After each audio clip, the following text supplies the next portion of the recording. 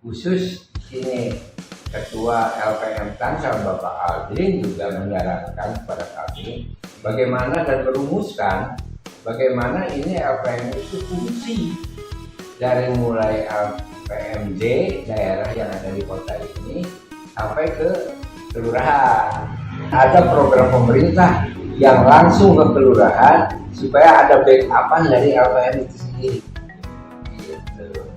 Jadi kita ke depan apalagi kita akan mencoba bagaimana para UMKM ini ikut serta pada pemasaran zaman now dengan sekarang. Karena zaman now.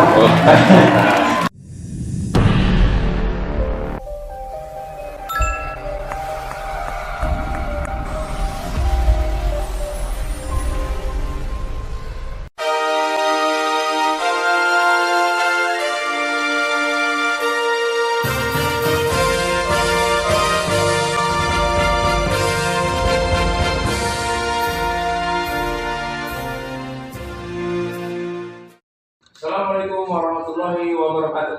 Waalaikumsalam warahmatullahi wabarakatuh. Kembali lagi bersama Skala Info Channel. Kali ini kita akan berbicara tentang LPM Kota Tangerang Selatan, bahwa di LPM Kota Tangerang Selatan telah ada yang disebut dengan nama pakar LPM. Bagaimana itu tentang pakar LPM, atau apa saja kinerja yang dia lakukan, atau bagaimana mentreatmentnya kepada masyarakat? Kita akan berbicara dengan salah seorang pakar LPM, yaitu Abah yang ada sama saya. Monggo, Abah. Assalamualaikum warahmatullahi wabarakatuh. Perkenalkan yang biasa disebut ini nama saya Abah Bid. Saya sebetulnya bukan pakar, hanya ditunjuk pada LPM Tangsel bahwa salah satunya Dewan Pakar di LPM Tangerang Selatan ini bahwa saya termasuk di situ. Ya, berat sebenarnya ini menerima tugas yang berat. Karena yang namanya Dewan Pakar itu ilmunya mungkin harus mumpuni ya, kita kan orang biasa-biasa. Kalau bicara masalah LPM, kita bukan masalah LPM di Tangsel saja, Ya. tetapi yang namanya LPM itu di seluruh Indonesia sudah ada. Bahkan kita di pusat juga sudah ada, di kota, kabupaten, kecamatan, sampai kelurahan atau desa itu sudah ada. Badan LPM ini pemerintah itu mengganti, kalau dulu namanya di desa itu ada LKMD. Lembaga juga dirubahlah menjadi LPM, Lembaga Pemberdayaan Masyarakat. Jadi lembaga pemberdayaan masyarakat ini yang diharapkan atau dibentuk oleh pemerintah, bagaimana lembaga ini menjadi jembatan antara pemerintah dengan masyarakat. Nah, adapun pergerakannya LPM itu adalah sebagai perpanjangan tangan pemerintah juga kepada masyarakat. Nah, baik itu di sisi pembangunan, baik di sisi ekonomi masyarakat. Karena kalau kita lihat di pedesaan itu ada yang namanya BUMD atau BUMDes. Ya. BUMDes di pedesaan, kalau di pusat di daerah itu namanya BUMD.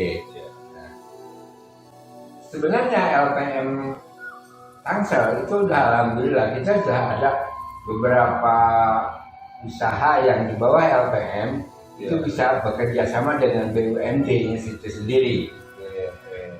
Masuk isinya nanti ada perusahaan air dan sebagainya, ada UMKM yang kita coba masuk pada mereka, bagaimana kita memberikan satu solusi atau distribusi, baik itu secara ilmu,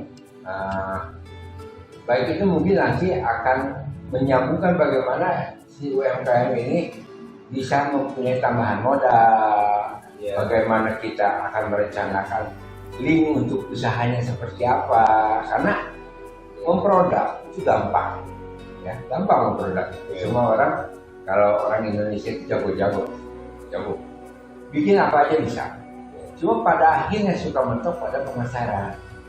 Nah, hal ini maka khusus di sini Ketua LPM Tangsel Bapak Aldrin juga menyarankan kepada kami bagaimana dan merumuskan bagaimana ini LPM itu fungsi dari mulai LPMD daerah yang ada di kota ini sampai ke kelurahan.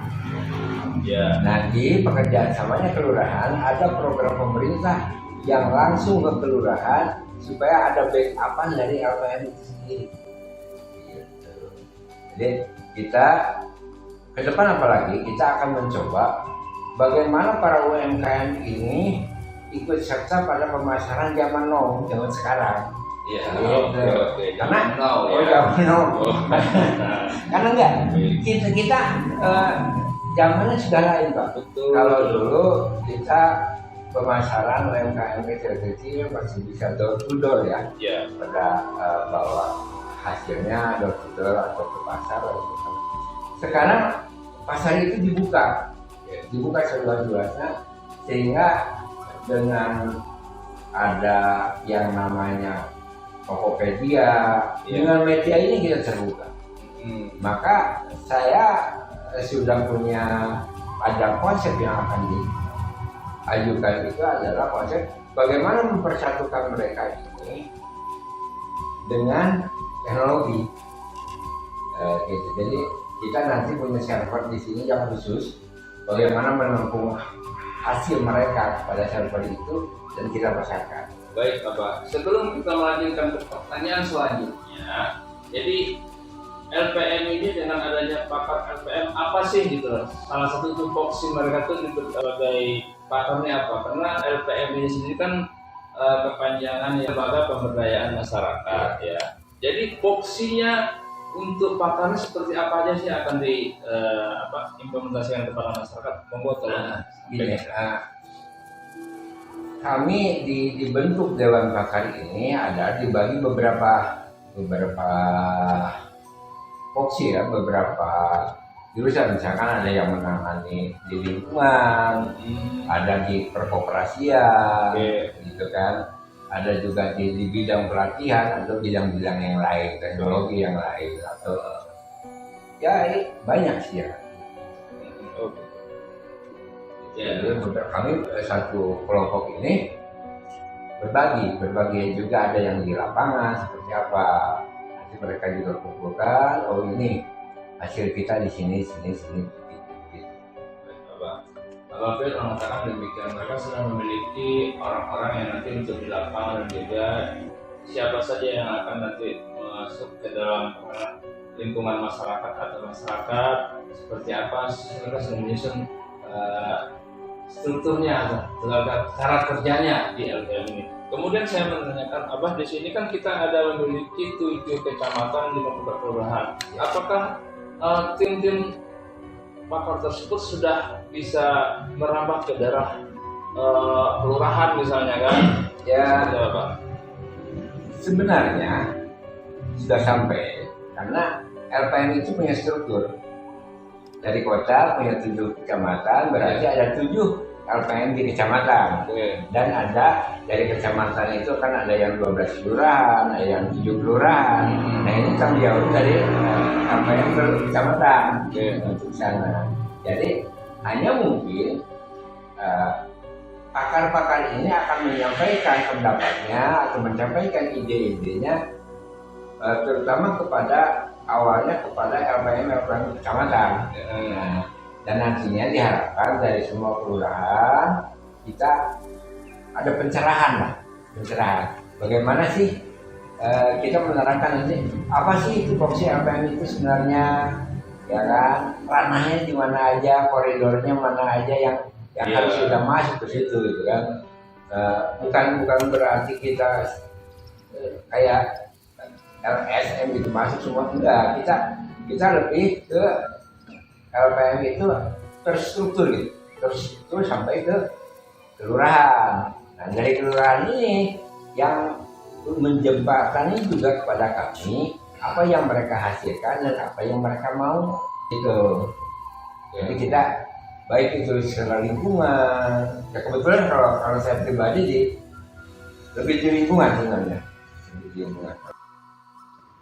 Oke, Abah, dari semua komunitas yang ada di masyarakat ini, apakah LPM sudah mengetahui itu keberadaan mereka? Seperti saat sekarang ini kan sudah ada komunitas pecinta lingkungan yang disebut dengan pegiat lingkungan. Apakah itu sudah merambah ke arah sana?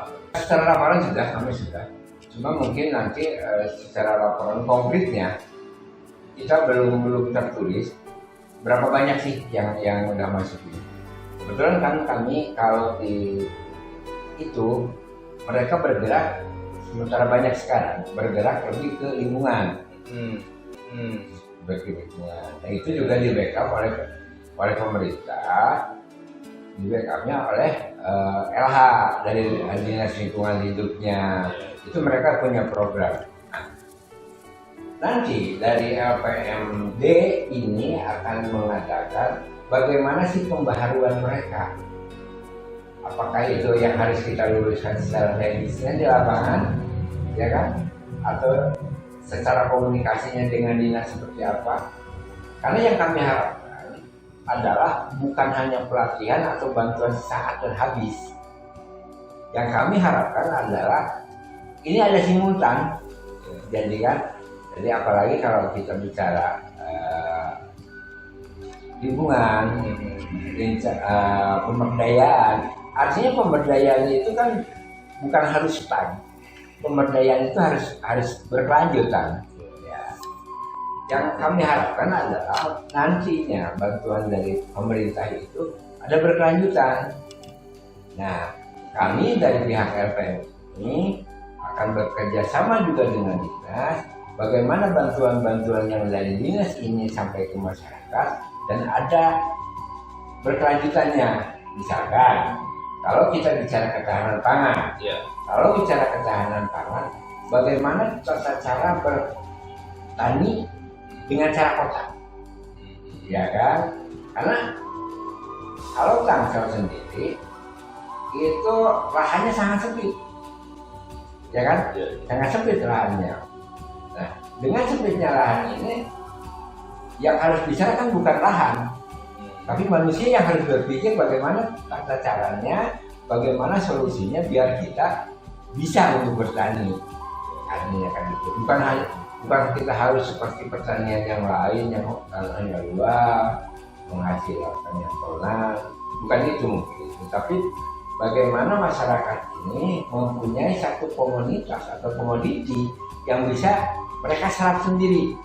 Bisa kita harga cabai mahal, karena mahal itu tentunya akan mengganggu kepada kantong, pada koceknya pada masyarakat ini.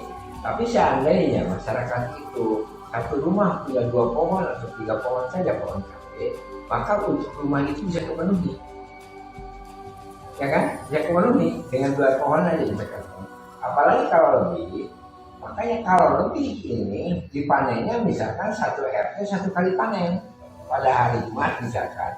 Pada hari Jumat RT 2 RW sekian, kelurahan sekian panen. Tentunya kalau 1 RW warganya banyak, lalu setiap rumah panen dia 2 atau sampai 3 polybag, maka di situ akan hasilnya akan banyak dan bisa dipasarkan. Ya itu kan sebagai contoh ketahanan pangan ke sana akan larinya kita. Kalau kita melihat pergerakan saat sekarang ini di Kota Tangerang Selatan kan sudah banyak sekali nih pencinta lingkungan ya, Mbak ya. Alhamdulillah. Jadi mereka juga dengan kesadaran sudah mulai nih, kan untuk peduli dengan lingkungan. Nah kalau kami boleh tahu itu LPM di tahun 2023 ini apa saja yang akan ke depan dilaksanakan kepada para penggiat atau di bawah naungan LPM sendiri ya, komunitas atau anggota-anggota yang ada di bawah naungan LPM, apa kira-kira yang akan dilakukan ke depan ini apa? Bang jangka sekarang. Jangka. Ini kita tentunya punya schedule dan punya program bagaimana pada 2003 ini kita menjadi jembatan antara eh, pemerintah dengan masyarakat. Kami akan mengadakan pelatihan-pelatihan yang tentunya kita lebih dalam lagi berpikir bagaimana pelatihan ini tidak hanya sesaat, Ya. tapi betul-betul pelatihan ini menjadi momen atau menjadi awal dari usaha-usaha kecil itu. Karena mau tidak mau, pada saat ini kalau kita bilang Indonesia krisis, dunia juga krisis. Tetapi bagi Indonesia, sebenarnya yang namanya krisis pangan itu tidak berlaku. Bagi Indonesia, bagi saya, pandangan saya. Kenapa tidak berlaku? Kita masih punya tanah, kita masih punya suhu yang baik untuk pertanian, kita masih punya musim yang ada musim kemarau-nya, ada musim hujannya. Maka sisi pertanian, baik itu yang di tanah langsung atau di dalam pot atau polybag, itu masih hidup. Lalu apa yang akan kita makan? Jenis makanan di kita yang mengandung karbohidrat itu banyak sekali. Selain beras ya, kita masih punya singkong, masih punya jano, masih punya dan sebagainya, masih banyak. Jadi untuk Indonesia itu jangan takut. Untuk Indonesia itu jangan takut kita kelaparan. Karena kita banyak cadangan. Jadi bagaimana orangnya itu disinilah Foksinya LPM untuk membangunkan mereka, menyadarkan para semua.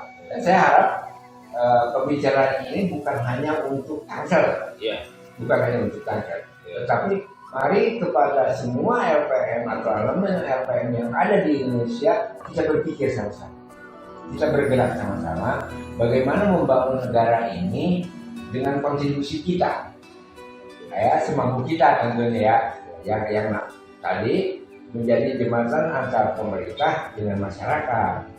Ada kerjasama dengan kelurahan, dengan LPM-nya. Harus ada imbang di sini. Tetapi untuk LPM memang sudah menyusun schedule ya untuk 2023 ini ya. Insya Allah 2023 ini kita lagi menyusun schedule. Itulah tadi wawancara dengan tim pakar LPM Kota Tangerang Selatan, yang mana pada dasarnya kembali kepada masyarakat bahwa kita tuh harus tahu untuk kita berdayakan. Contoh untuk bahan pangan. Untuk bahan pangan itu kita sebenarnya tidak kekurangan. Apa saja kita memiliki seperti singkong, talas, dan ubi ya. Semua ada. Demikian pembicaraan kami dengan tim pakar LPM Kota Tangerang Selatan bersama Abang Fiid, yang mana Kota Tangerang Selatan di tahun 2023 ini sudah menyusun schedule untuk Kota Tangerang Selatan maju. Oleh karena itu, jangan sampai ketinggalan. Tunggu kembali acara Skala Info channel berikutnya bersama tim pakar LPM Kota Tangerang Selatan. Wassalamualaikum warahmatullahi wabarakatuh.